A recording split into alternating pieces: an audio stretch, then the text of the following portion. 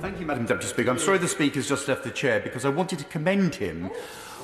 I wanted to commend him on hosting such a magnificent St George's Day celebration in Speaker's House last week on behalf of the Royal Society of St George, and being the first Speaker to wear a red rose in the chair on St George's Day, a tradition I hope we will all adopt. But I must say to the Leader of the House, my debate with the Honourable Member for Newcastle underlined for St George's Day, we're very disappointed it's taking 2 weeks to come to the floor of the House, and I wonder if you could explain that. But if you'll allow me, Madam Deputy Speaker, could I just raise an issue on behalf of my constituents?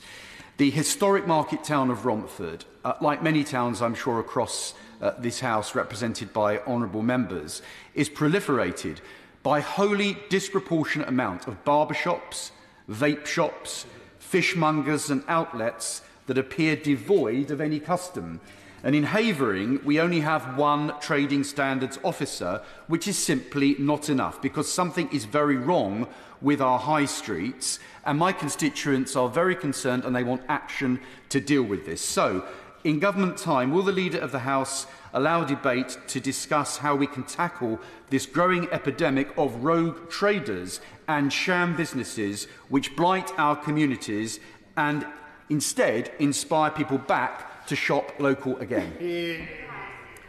Well, first of all, can I join him in thanking Mr Speaker for hosting the St George's reception last week, and I am sorry that the debate that he and the member for Newcastle under Lyme have asked for could not be on St George's Day or near to St George's Day as he might have liked.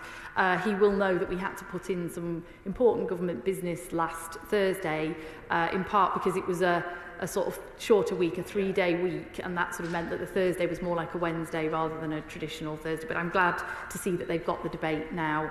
scheduled, and I wish them both well with that. He raises a really important matter of the future of our high streets and